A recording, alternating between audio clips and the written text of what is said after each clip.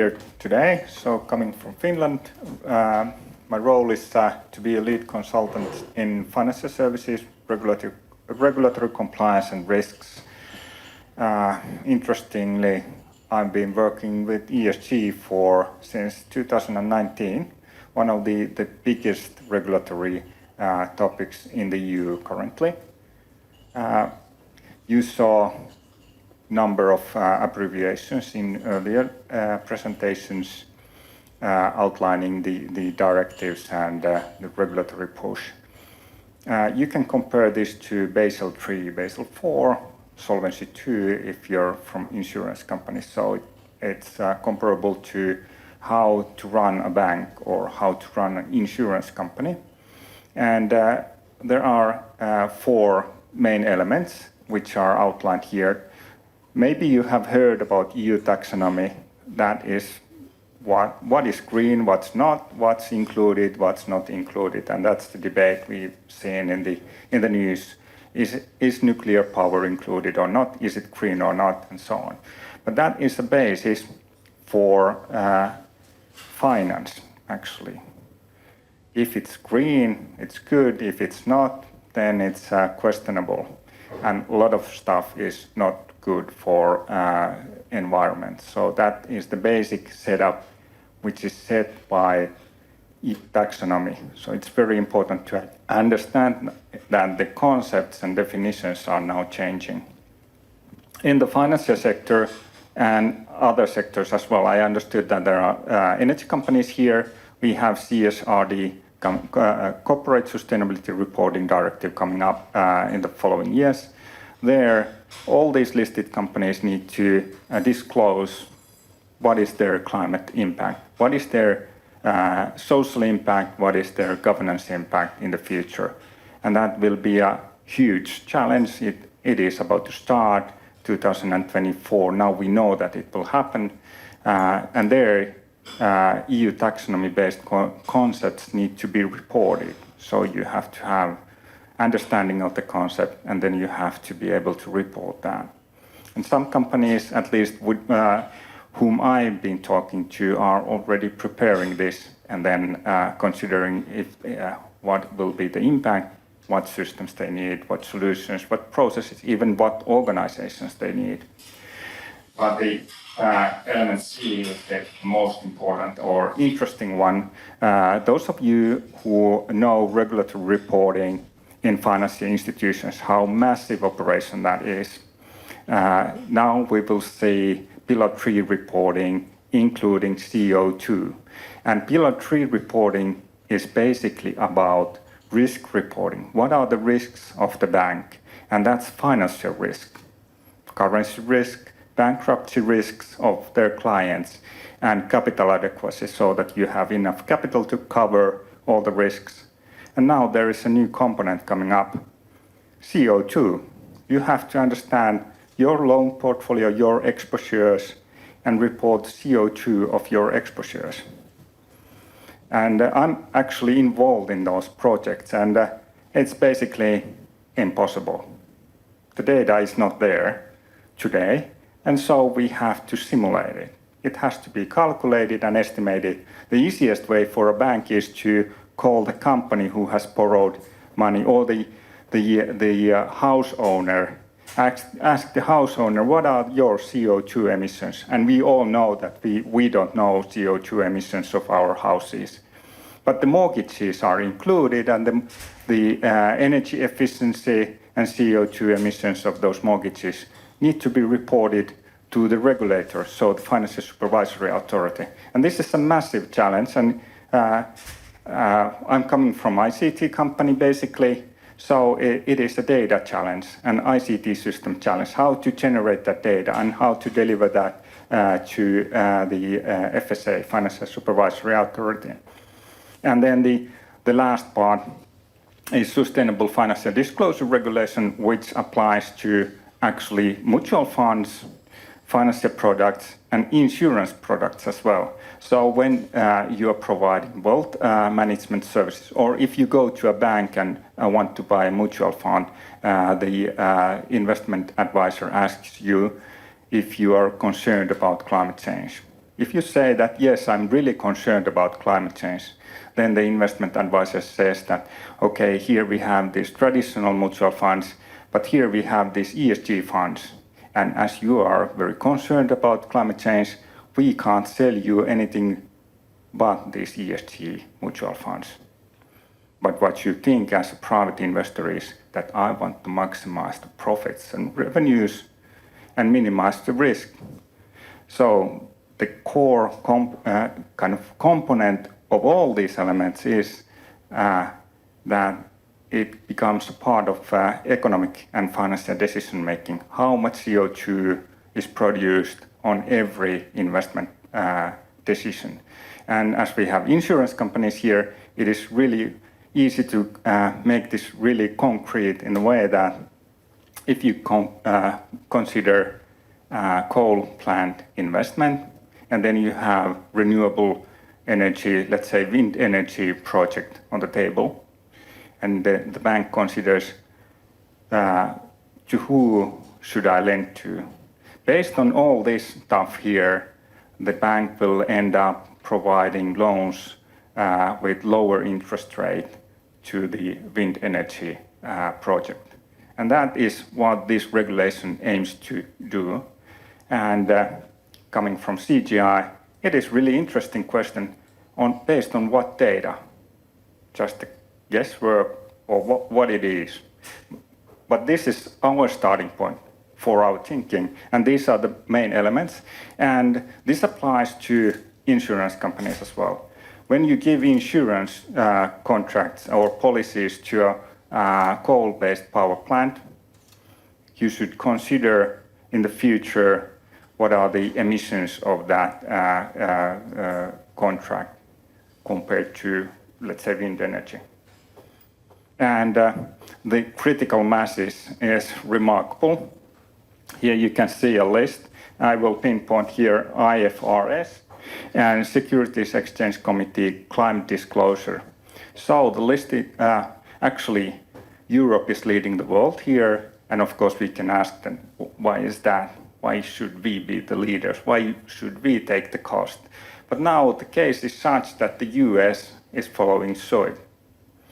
And it's interesting to see how long does it take for SEC climate disclosure to go through, because their time schedule or the timeline is actually faster than the European one. So they have now realized that the climate change is really a thing. Something needs to be done. And when SEC regulation comes into force for listed companies in the US, it will have global impacts. IFRS is known to you all. That is also something which is in progress. 2024 will be first parts implemented. In the European regulation, it remains to be seen what happens, if we will postpone this or not. Anyway, there are so many pieces of regulation in motion that it will happen sooner or later. Anyway, all of this will take a decade or more. We will start with CO2 with the component E, and then we have there even 4 other objectives like the water, pollution, circular economy, biodiversity. It is really interesting question. What are the quantitative indicators of biodiversity? How we measure it, and how we get the data to be associated with financial decisions. And this is what motivates me to do this thing. Well, basically, you get the message. It's a massive number of different kinds of regulations. On top of this, each industry has their own directives coming out, aiming to the same objectives. And this is one of the best ones. Have you heard about European single access point? Maybe, maybe not. In all European countries, we have trade registers where all companies report their annual reports every year. And now EU has proposed a directive where we will have ESG like Trade Register 2.0, ESG register, where all the companies will report their ESG statements in the future. And that proposal is already proposed by the EU Commission, Now it's in the parliament, remains to be seen if it's implemented or not. It seems that it will be implemented, but that could be a good source for data for financial institutions, but also insurance companies to get the required data behind their reporting, behind their financial decisions. And actually, this is something which is really comparable to financial reporting we know today. And it's largely missing. Hopefully, I wish that we will follow the same processes and concepts we do in financial reporting and make the same kind of solutions there and apply it in the same way. Another dimension I want to pick up here is the perspective of the company top management, the operative management, and financial management. So for the top management, it is always good to have more extensive data set which can be used for decision making. For operations, it's the automation, cost efficiency to operate in a smoother way, the whole operation of the company. But for chief financial officer, the reporting question will be really interesting. They have based their thinking on euros and financial reporting. Now they should associate that also with CO2 reporting to start with. In the future, also social indicators and governance indicators. And then we have a new set of indicators to report.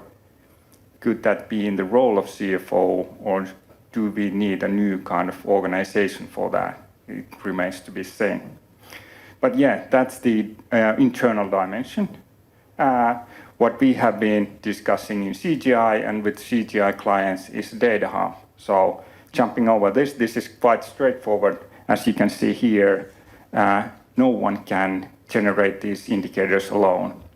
If we need to report scope 1 emissions, that's the own direct emissions, we can do it.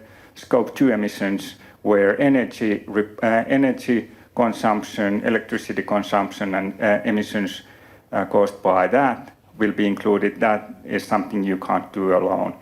But the scope 3 emissions is something really interesting. There you need to take into account the value chain emissions from subcontractors, but also from your clients. And considering those financial institution reporting requirements, when you give loans, and those loans are used for something that generates emissions, then you will have this downstream activity, scope 3 emission. And that is the kind of the principle. And here you need a data hub, a new kind of process in the society that you can share information so that you can generate the data attributes.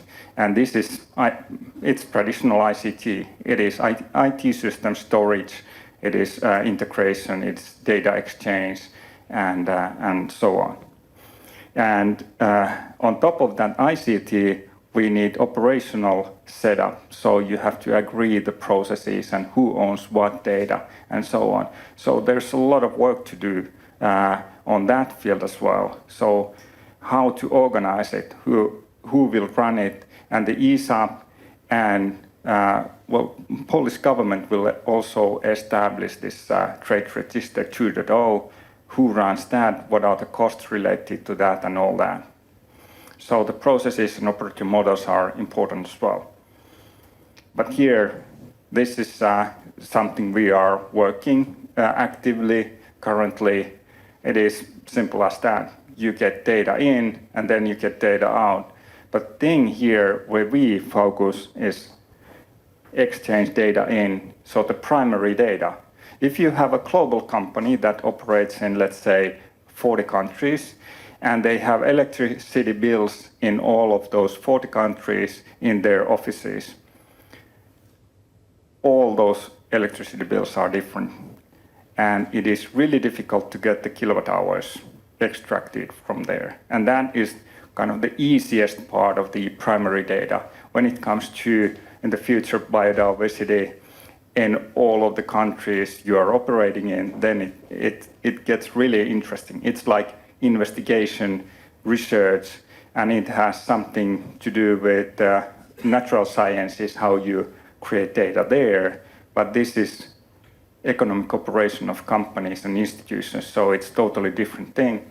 And that is why we are active right here mostly. Then the rest of it, when you get the primary data into the systems, then it's very traditional IT, and there, of course, it's a joint effort together with our clients to get it into the report. And report tools are available, but the primary data is the key. So my time is perhaps up. It was great to have this keynote here, and I'm happy to discuss more about how to actually generate the data, the primary data, and how to organize that and exchange that between different institutions in the society. Thank you.